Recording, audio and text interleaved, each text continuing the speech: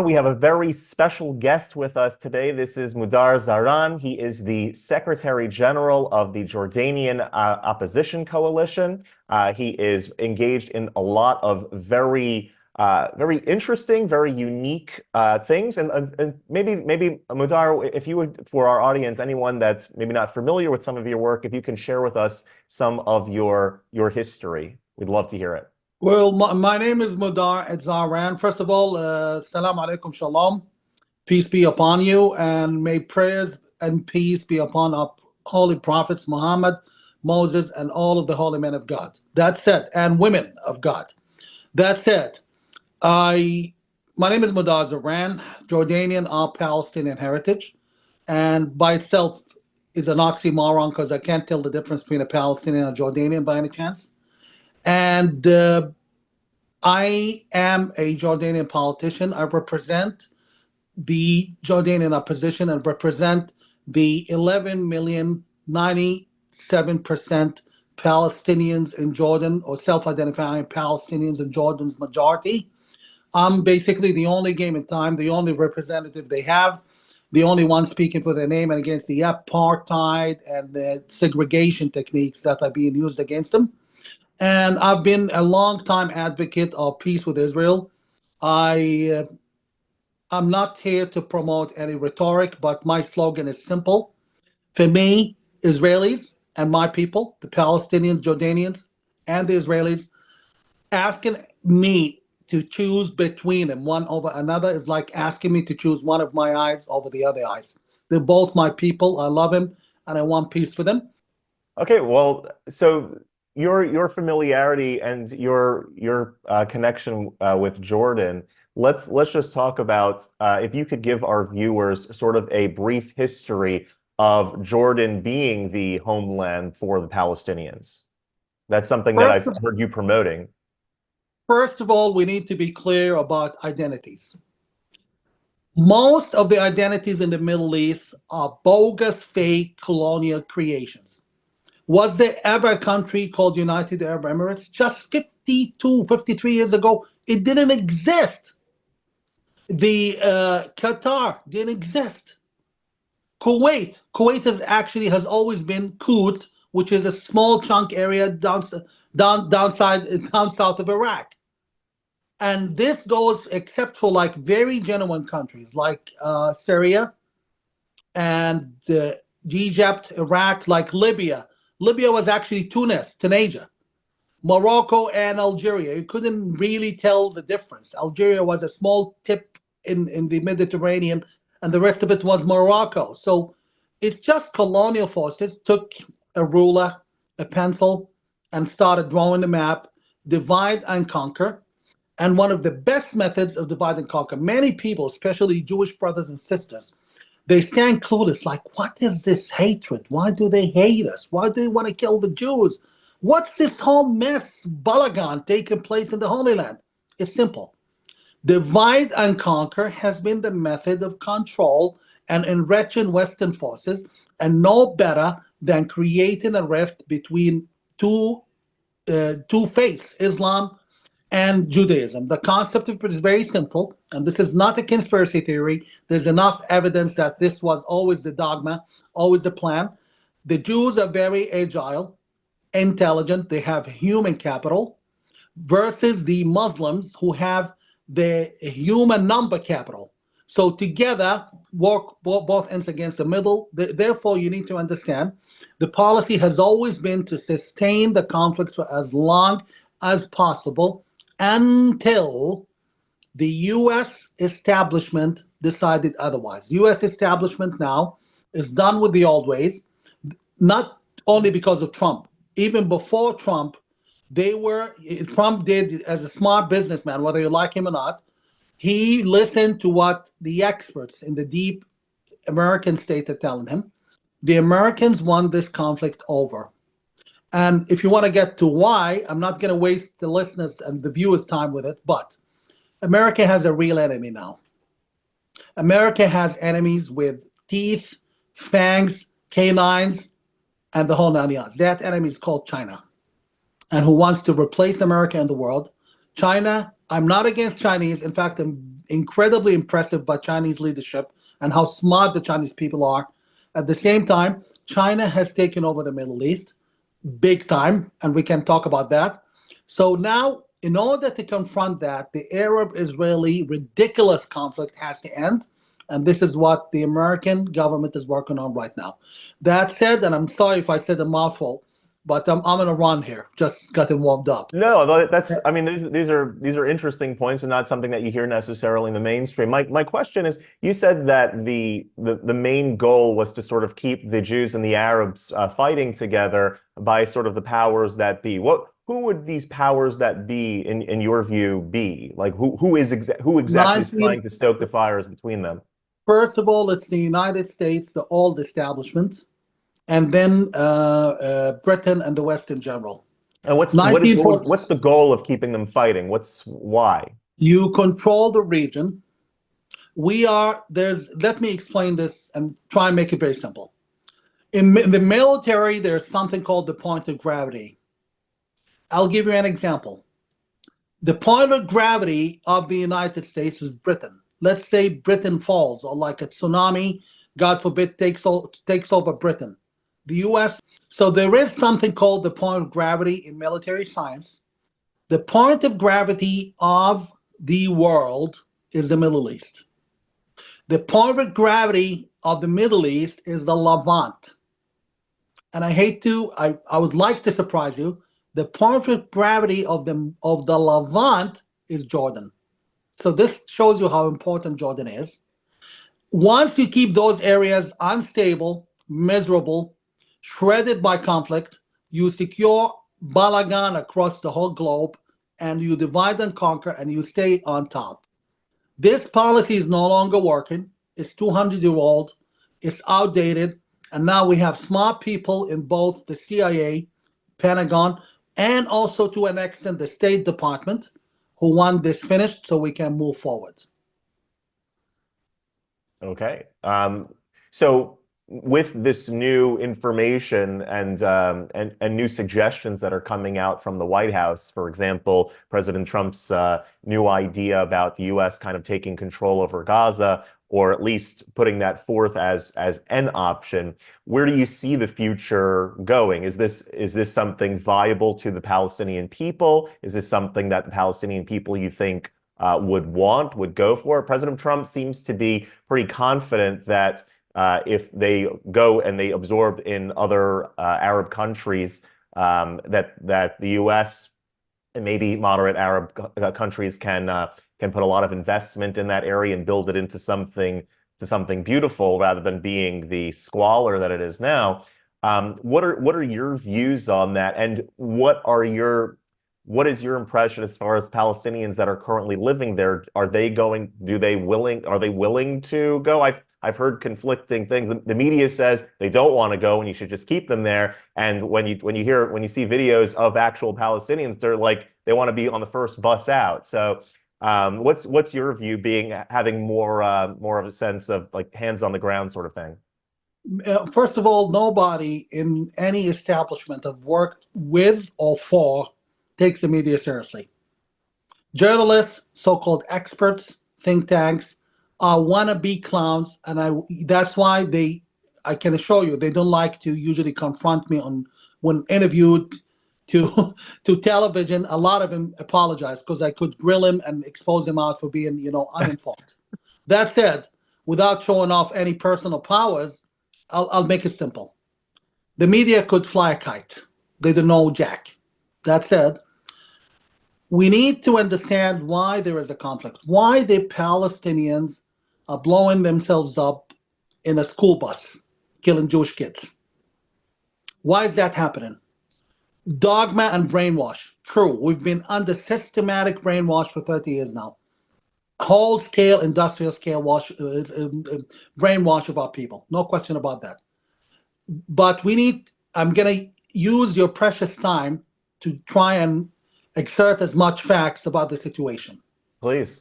The Palestinians are one of the very few people, if not the only people, them and the Kurds. Of course, the case is totally different between them and the Kurds. Completely different story. Some of the few nations on earth who don't have a country. So you leaving people, Palestinians, they don't have their own passport, they don't have a country, they don't have their own soccer team. How would you feel if you were left to 8 decades stateless? And on top of it, because the Western establishment are happy with keeping the situation as is, Syrian refugees, they get an asylum like in a heartbeat. I know a Palestinian refugee who was in Germany for 12 years and still hasn't got the asylum because they want the status quo to persist. That said, the Palestinians deserve some place they call home. There was a country called the British Mandate for Palestine. Right. The name of Palestine causes, some sort of allergy for some Jews because it's like, wait, there was no country called Palestine and we didn't occupy it. Fine, but let's call it the banana. There was a country identified as Palestine.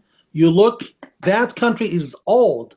The sewage, manholes in Israel, which read both. On those sewage manholes, they read the word Palestine and Eretz Israel. Both words are older than the United Arab Emirates. They are actually, some of them are 8.5 decades old. So this is an old country. It was comprised of Jews and Arabs. The majority were Arab Muslims, and the minority were Jews.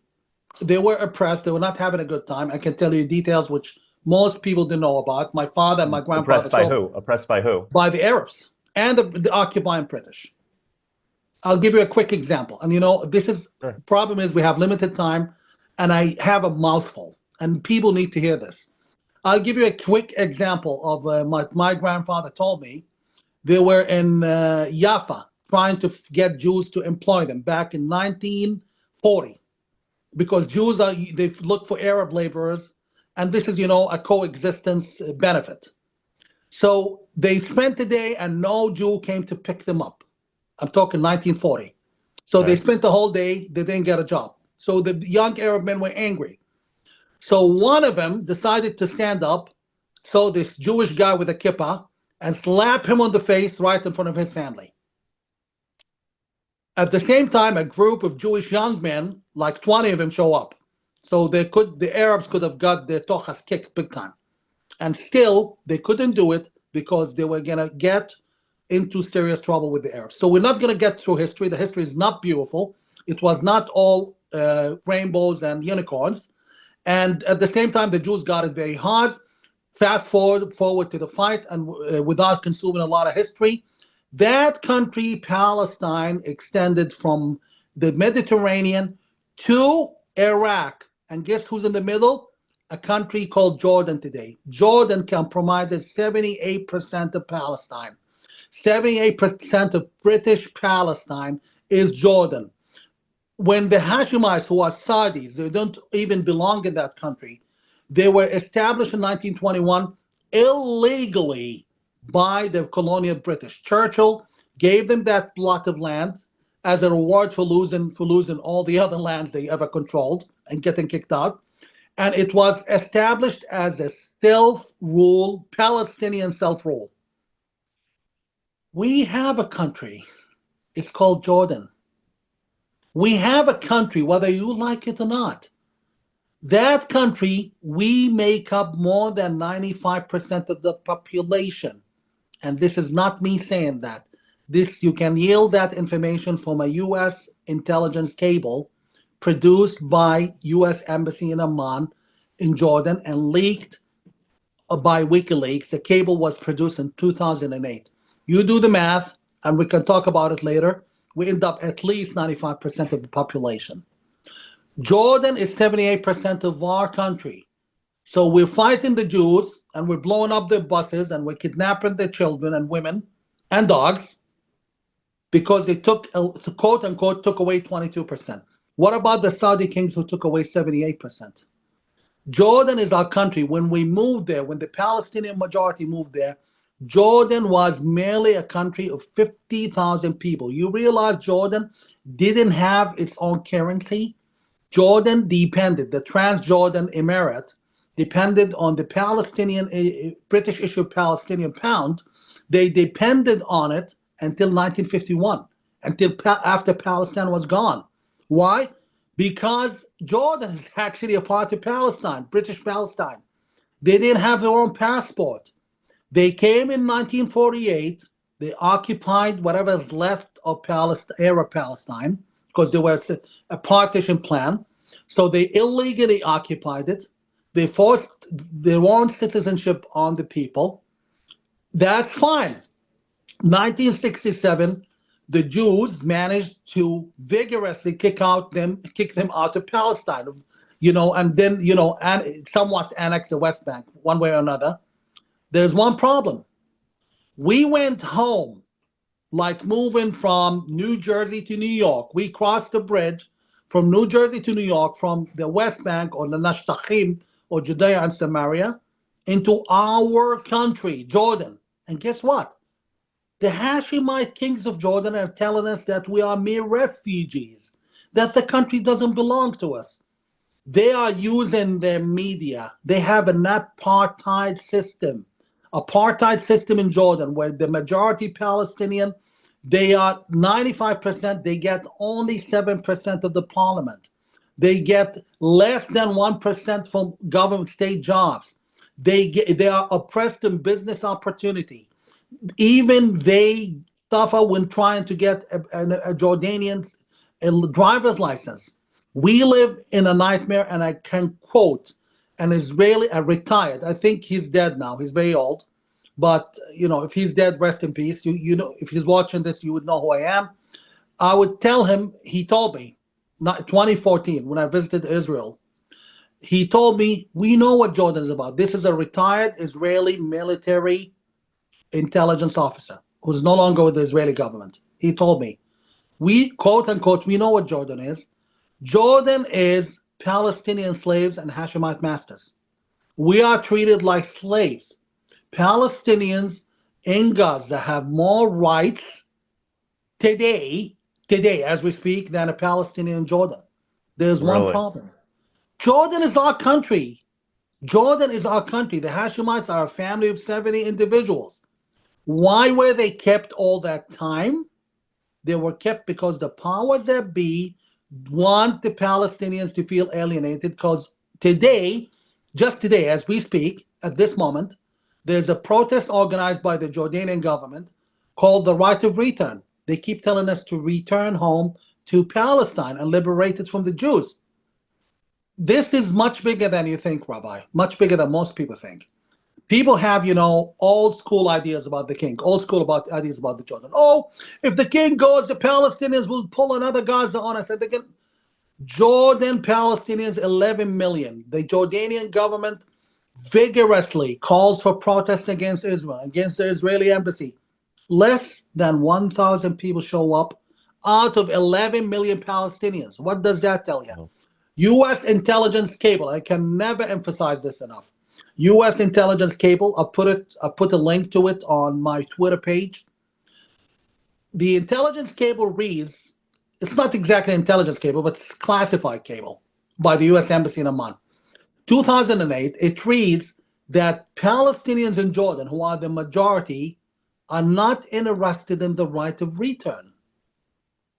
My son, even if you open the doors to my village, opposite to Bet Shemesh, Tel Hatzorah, that's my native village. If you open the doorway, my son is not going there. He's not leaving Jordan. He's not leaving his friend. We built Jordan from nothing. 1970, when we had the war with the King of Jordan, the Jordanian army couldn't stand a chance. They lost badly against the Palestinians. And guess what? Henry Kissinger wanted the Palestinians to rule Jordan. And there's evidence of that, of White House documents and classified, where Henry Kissinger writes to Nixon telling him this is a chance, a unique chance for quote-unquote Palestinian settlement in Jordan. What happened is King Hussein, in collusion with some Western forces, managed to convince Nixon that this is not to happen. And he had to borrow, they arranged for the Pakistani army to fight against the Fidayeen and the Palestinians in Jordan. We were in control of the king's own palace. We were in control of the intelligence building, army building, and guess what? And this is documented. At the said time, Arafat didn't launch attack against Israel because he's more interested in his own good, and he was more interested in ruling Jordan. So basically, since 1970, it could have been solved because a Palestinian state on Israel's border, even if hostile, it couldn't be more hostile than Lebanon. It couldn't be more hostile than anywhere else. But it's a problem in Israel's borders, Rabbi, not a problem inside Israel. And let me be clear, and let me state it clearly. Without full Israeli sovereignty over the West Bank, there will never, ever be peace. With Israel's natural area is 27,000 and plus 27,000 kilometers. If Israel I agree with you that Judea and Samaria, the West Bank, quote unquote, are integral to preserving Jewish safety and peace in the region. Could you elaborate for us from your perspective as to how that works and why that is the case?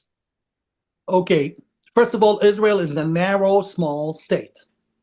So it's from a military point of view, it's one of the weakest state ever.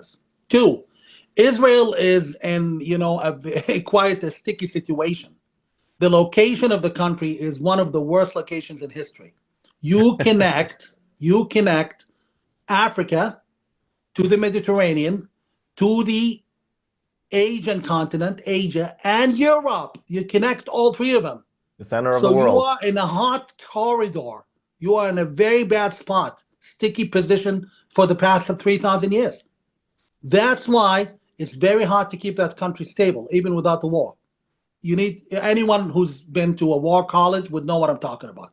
That said, and by the way, the hottest spot, the nail that sticks the whole thing together, the whole frame together, is Gaza. So it tells you how dangerous Gaza is. And this is why it's been very critical. That said, the West Bank or Judea and Samaria, first of all, let's talk about my people, not the Israelis. The Palestinians would worship God extra to get Israel to rule them again. Before the crazy idea created by the arch globalist called George Bush Sr., before Oslo, there was no need for Oslo. The Palestinians enjoyed all the benefits of the Jewish state, including welfare, free healthcare, you name it, an incredible business opportunity. And guess what? They didn't pay taxes. That's why you would drive then when I was young. Well, I mean, even before Oslo, though, there was good amount of violence coming from the Palestinians towards Israelis. True, but it was very minimal. And the Intifada itself, there are questions about the Intifada, because the first Intifada came out of nowhere. No one understood why all of a sudden. And also, Intifadas work on money. Any armed movement, any armed struggle, any armed violence, terrorism needs money. So there was, I won't go into details above my pay rate, but I can tell you that certain Arab countries cover the entire cost of both Intifadas. They would never do that without a word or a pat at the shoulder from the powers that be. This is not a conspiracy theory. This is a fact. That said, they were violent, but violence was at the minimal. At the time, up to 750,000 Palestinians worked every day in Israel. They traveled to Israel. People from Gaza would vacation in northern Israel.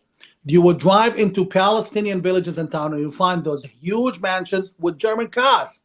While you drive to the kibbutz next door, and you'll find those Israelis driving beaten up vehicles because they pay full taxes, and we didn't. People were living well.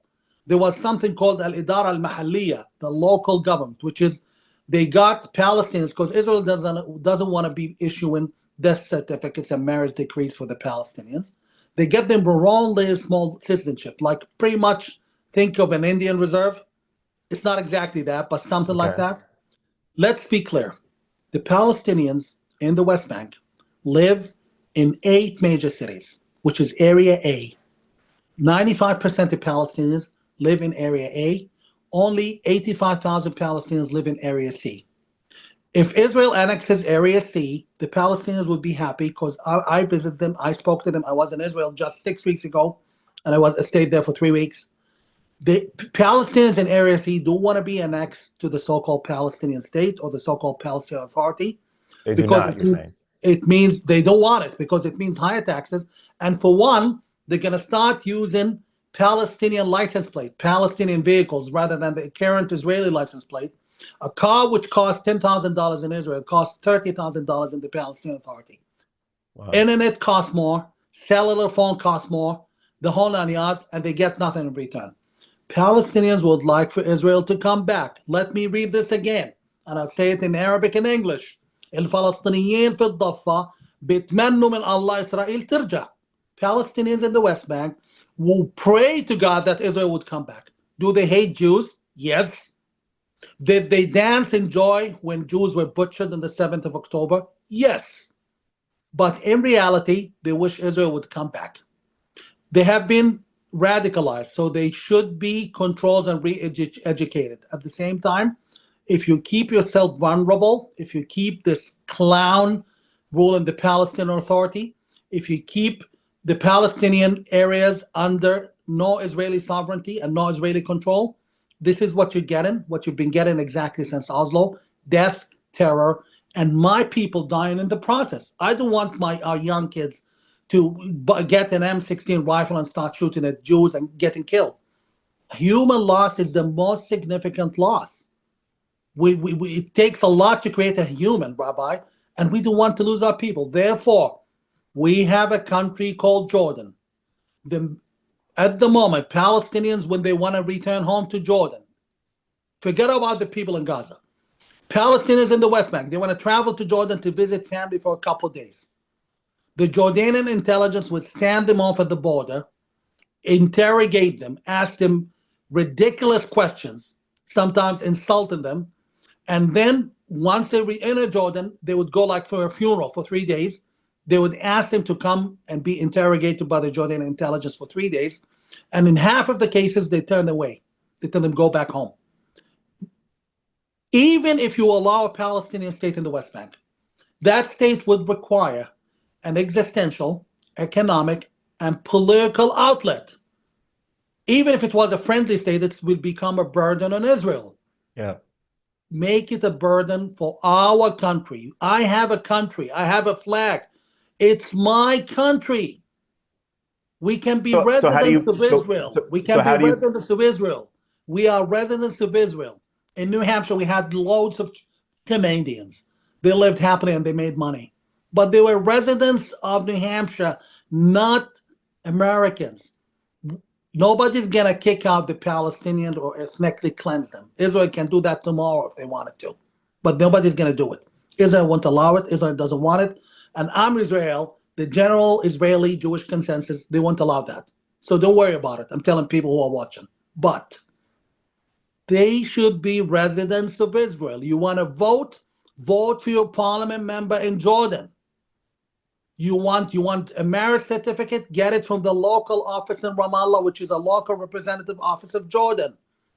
And do a referendum. If you want to change Jordan's name into Palestine, God bless your soul. Do it.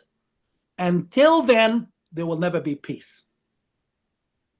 Well, so with sort of the new perspectives coming out, and there's kind of been, it seems like a sledgehammer to the way things have been going in the region as far as just the politics that are involved. Recently, a sledgehammer that was like, we're going to completely do away with the old school talk. It seems that two-state solution talk is also kind of behind us. It's becoming less and less seeming like a viable option in world politics, at least from anybody that really knows what's going on the ground. The two-state solution seems like something that's a non-starter at this point. So with the new perspective, especially what President Trump recently announced with Gazans being relocated to Jordan and to Egypt, I don't know yet what's going to be with the West Bank and how that's going to evolve over time. But let's stick with Gaza.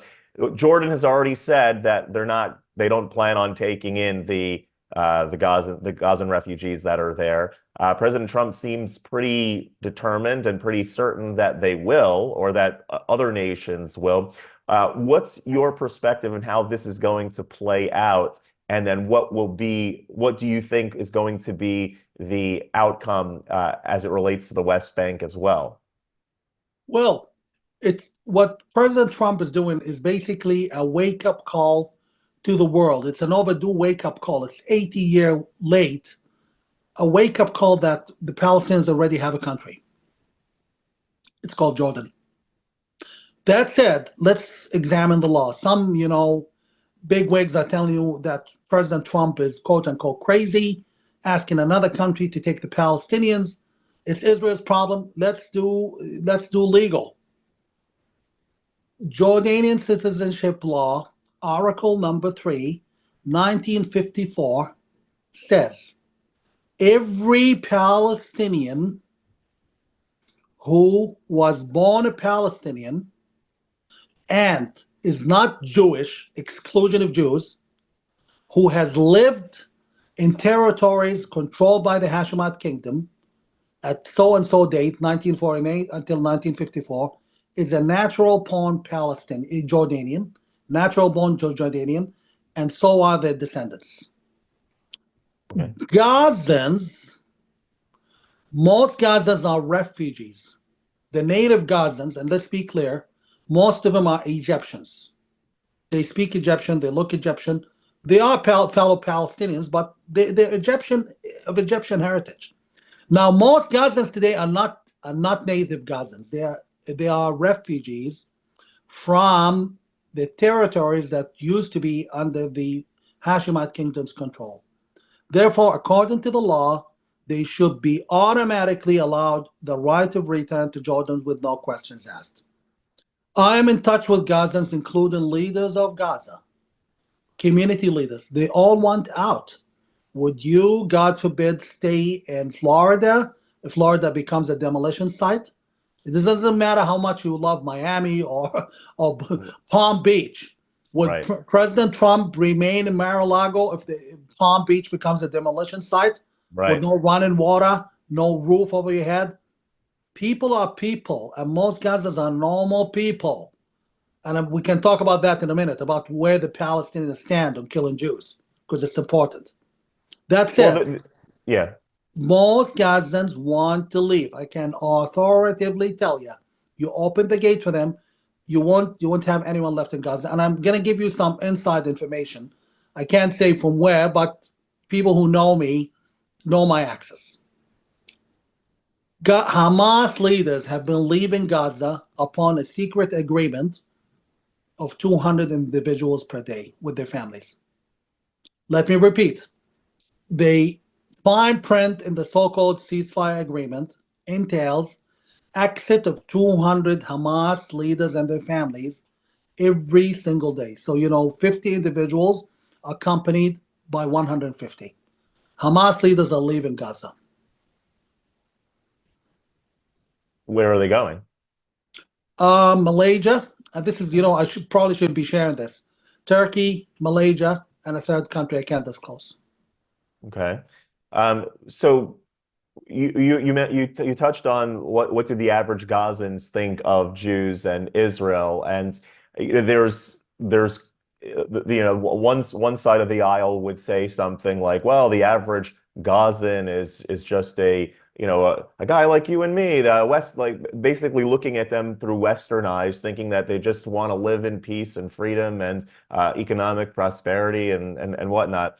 And then from the other side, you would say that, well, look, they've been brainwashed since the womb, right? Since they've been born, they've been seeing from children's programming to whatever to things in school that there's been this plot to kill Jews and kill Israelis, and that's seen as like the end all and be all of what life has to offer.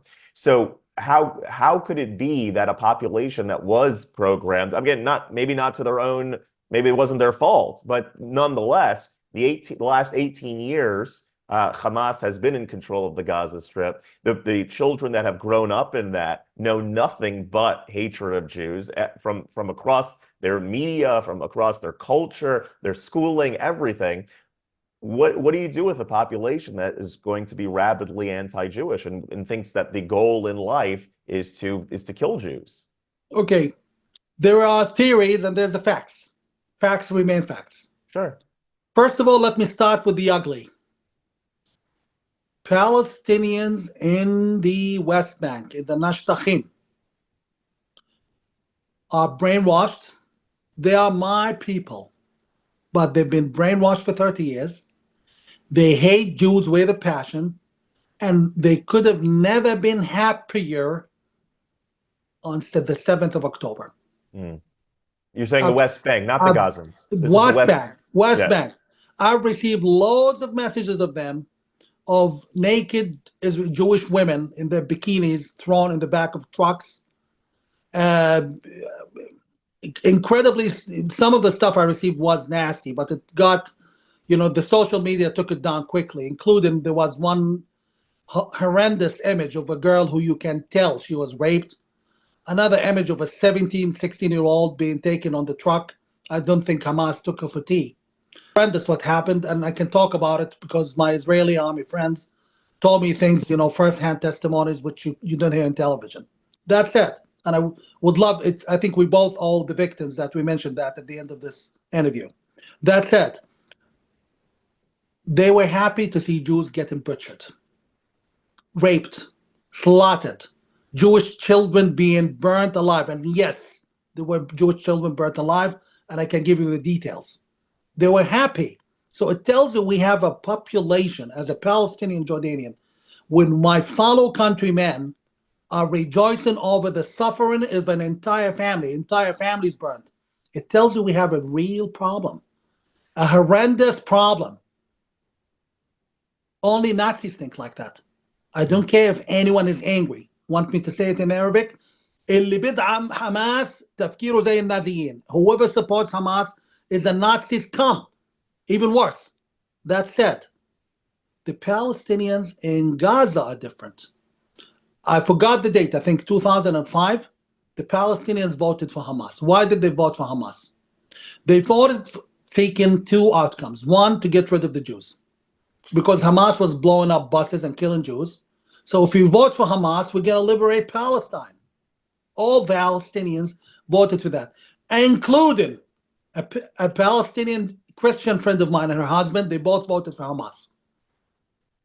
The other outcome that they wanted was to end the corruption, because the Palestinian Authority has impoverished people. So they thought Hamas are religious, God-fearing people, and they're going to make them rich. And on top of it, icing on the cake, get rid of the Jews. Can we ask for more? No. Well, guess what happened? Hamas didn't get rid of the Jews. Hamas was more corrupt than the Palestinian Authority. And while the Palestinian Authority would jail its critics, Hamas literally butchered entire families. Let me tell you what Hamas has done in Gaza. Hamas, first of all, controlled 250,000 people. That's the apparatus of Hamas fighters and officials, because Hamas is the government. Like the same, like maybe for Israel, the government is 400,000 individuals. Or 500,000 people. In Gaza, Hamas is the government, or was the government, so you're talking 250,000 people, if you count them and their family members. Those people are a ruling elite. They control merchandise, they control trade, they control licenses, they control everything, and they live very, very, very far off, including designers' clothes being shipped to them through Egypt, the whole 9 yards, and they get special treatment when they want to travel. Both Jordan and Egypt open the doors for them. Hamas leaders visit the king in the palace, while the rest of Gaza suffer. They crushed the Gazans. They were known for sexually harassing Gazan women and even raping them through an interrogation. A friend of mine, a Palestinian journalist who's written for the Wall Street Journal and elsewhere, I can't say her name, very active. She lives now in Scandinavia, and again, I can't tell where. She was physically assaulted by Hamas members, even though she wears hijab, because she wrote something in an American paper that they didn't like. Physically assaulted, they came close to literally raping her. So that said, this is what you've been dealing with. So they wake up to the fact that they were getting screwed, butchered, killed, and starved by Hamas. While Hamas, you go to the areas where they used to rule Gaza. Example, one fancy area is called Ar-Rimal, which means the sands. Now it's rubble. Ar-Rimal, you would see supercars in garages in Gaza. Supercars. I'm talking Porsches, Ferraris in Gaza. Those were Hamas. So the Gazans woke up to hate in Hamas, not because they suddenly had, a come to Jesus moment or a Hail Mary moment or come to Prophet Muhammad moment and they decided that they're going to love the Jews because they've tasted how it's like to be ruled by ISIS. Therefore, they hate Hamas. Two questions here. One is going to tell me, but wait, the civilians participated on the 7th of October. And Hamas would never allow a civilian, because they treat civilians in Gaza as enemies, and they are enemies for Hamas, would never allow them to take part in a military operation, and would never allow them to go steal the booty, steal the dough from the loot from Israeli settlements or Israeli But towns. they were celebrating. There's plenty of The videos. one celebrating is all staged. This is where the Westerners fail to understand what's going on, with all due respect. In a dictatorship, just like many other dictatorships are to the Middle East, you don't celebrate. You don't even actually have a gathering without pre-approval from the authorities. Example is Jordan, and an example is Jordan. People tell me, oh, the protest against Israel in Jordan. Little they realize that, according to Jordanian law, any four individuals could be arrested if seen together unless there is a pre-approval. So if you hang out with four individuals. Wow. So if you hang out with your friends, so it tells you that it's all pre-staged. Yes, it's all pre-staged. And let's take an example. You remember when the video of them heckling Israeli hostages being released? I have an aerial photo of that. The aerial photos shows less than 1,000 people. Where's the 2.1 million Gazans? Second thing, hostages are a very precious commodity for Hamas. They get their money in exchange of release. They get them the terrorist leaders released. They are a very precious piece of cargo. They're not human. You think they're going to allow a non-Hamas to even come close to them? I am honest and open. My people in Gaza, in the West Bank, would love to kill your children, Rabbi. Yeah. They would kill an Israeli infant and then have dinner. Do you want me to be more graphic than that? Yeah, no. They are crazy. They would kill you in a heartbeat. People in Gaza have learned their lesson, but at the same time, we still have at least 200,000 Hamas family members and Hamas lurking within Gazans. Wouldn't you think, though, it's fair to say with those that were born 18 years ago? So I mean, like the army, let's call it army joining age, Hamas joining age. It just even if their parents and grandparents are sick of Hamas and they know the contrast and what things have been like, and the children, the younger crowd, that all they know, even if their parents don't like, or even if they don't like, they still only know hatred. No. An absolute no, because Hamas abuses them too.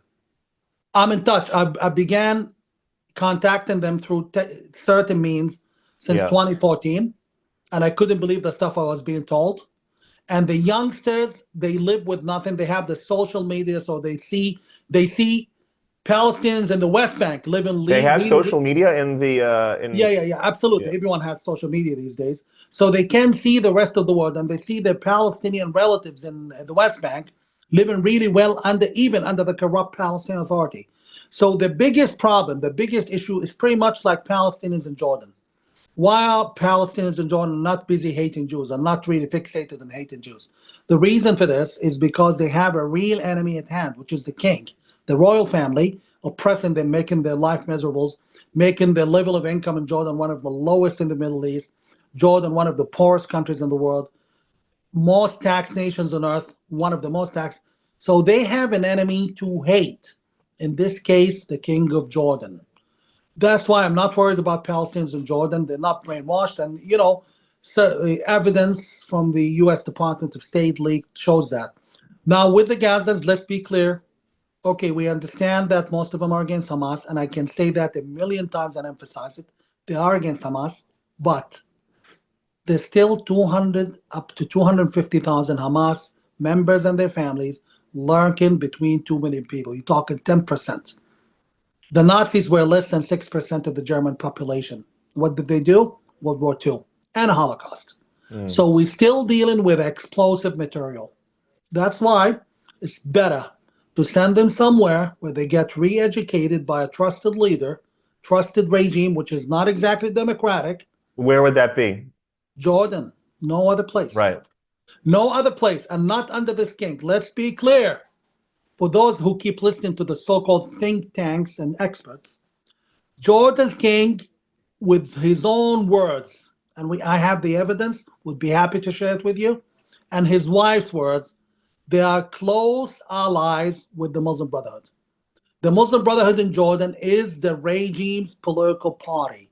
I've documented this in a scientific article published in the United States, how the Muslim Brotherhood in Jordan, how the king even eradicated all political parties to keep the Muslim Brotherhood in power. Jordan and the Muslim Brotherhood, the Jordan's king, are friends, very close allies, by the king's own words. He called them, quote unquote, a part of the regime. Jordan is very close to Iran. And this is why most people do not understand what's going on. Most experts do not even know what's going on. Let's talk about China. I'm not anti-Chinese. I've got Chinese friends who are in the Israeli government, in the Chinese government. But let's call things by their own names. These countries follow the Chinese apparatus. Most of your listeners and viewers have never heard that China is a great big deal in the Middle East. Well, China is. China has the following countries under its belt. United Arab Emirates, I can go into details. Qatar, Jordan, Iraq, Iran, formerly Syria under Assad, and guess who? Egypt. President of Egypt is religiously praises the Chinese Communist Party on television. Jordan's king signed a treaty with the Chinese that was uncalled for to tie Jordan to China. And the details are very, very compelling. United Arab Emirates 4 years ago was literally caught building a Chinese base near Dubai. And it stopped when the Americans criticized it. Those people, they have a new ally. And also Iran, the Chinese have a defense treaty with Iran. They have a city next the Hormuz Strait where 40,000 Chinese and the Chinese intelligence and military officers and their family members are stationed. You probably never heard about that. China is Iran. And China is all of those countries. This explains why the hatred towards Israel and the hostility, why Egypt is all of a sudden hostile to Israel after years of peace. You need to know who thy enemy is. And in this case, China are playing these people against us and using the Palestinians in the process. Hamas was aided by Qatar and Jordan. And something people need to know, Hamas is, quote unquote, the Palestine chapter of Jordan's Muslim Brotherhood. Hamas would never pull anything without getting in touch with the Muslim Brotherhood leadership in Jordan. And the Muslim Brotherhood leadership in Jordan openly, with evidence, is loyal to Jordan's king. So you need to know who you're playing with. Jordan's king, how many times was Jordan caught smuggling weapons into Israel? Just recently. 2 weeks ago, they were caught smuggling from Jordan equivalent $60 million into the Nashtachim, into the West Bank. Those are usually the salaries of the militants in 3 refugee camps. And I'm trying to throw as much information as possible.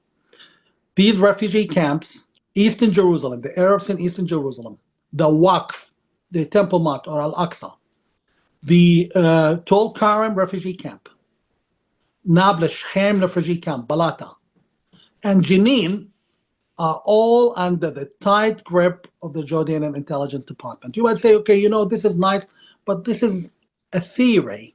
Okay, when the first blood was spilled in Tulkarm refugee camp a year ago, with the first time after 7th of October, Palestinian militants opened fire at the Israeli army, and they got killed instantly. I have the video posted online on my Twitter account.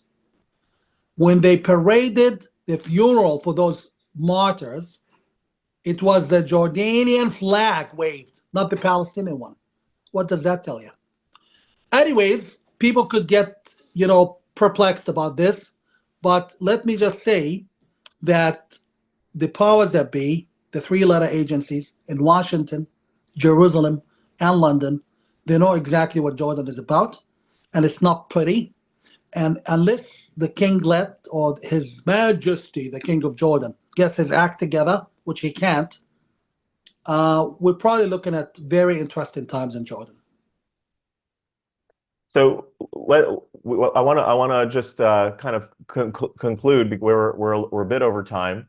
We'll edit a little bit. But let me ask you: are you optimistic about the future, and how do you see things playing out? Do we have what to be optimistic about moving forward now that we're sort of transitioning from old school vision for the Middle East to a new direction, seemingly? Are you optimistic about how things are going to play out? I'm very optimistic about the future. I'm very optimistic about the land of milk and honey to be. This holy land in both Jordan, Israel, Palestine, as in Jordan, will become prosperous and peaceful very soon. This will start by Israel claiming sovereignty over all of its territory and then doing away with the Palestinian Authority. In order to do that, you need a change of the status quo in Jordan, which is ending the Muslim Brotherhood alliance with the Hashemite king. This could happen either by the king choosing to abdicate because he's getting fragile and weak, or by the Muslim Brotherhood getting fought against, and then the king would follow because he depends on them. Whether you like it or not, these are the facts. Once we have a Palestinian state in Jordan, the most eligible individual, the only game in town, the American educated ex-serviceman, not in the American army, but ex-serviceman, with all the knowledge and the chutzpah and a shtaka to take the job, is yours truly. I am the only game in town, and you mark my words. I will become the president of Jordan, and I will declare my country the homeland of the Palestinians. I will sign a peace mutual defense agreement with Israel. I will ban and criminalize incitement against religion or creed or ethnicity. So if you say Jews are apes and monkeys, you're going to jail. And I'll re-educate my population. I will not introduce democracy immediately because I'm not giving the keys of a Rolls-Royce Phantom to an 18-year-old who just got his driver's license. That said, with the power of justice, the might is right as well as righteousness as mighty. That's how I'm going to rule. I'm not promoting myself. I'm a man on a mission. I don't care if someone was telling Prophet Moses that he wanted to be boss. But guess what? He let his people go and cross the sea into safety. I'm going to let my people go and cross the ocean for them. And we're going to reach a point where my kids and yours will vacation in Gaza, right at the beach, with halal martini and Israeli wine. That sounds really, really wonderful, and we certainly pray for peace for everyone in that region, and may the peace spread across not only the Middle East but across the world. Mudar, thank you so much for being here today, and I look forward to staying in touch with you.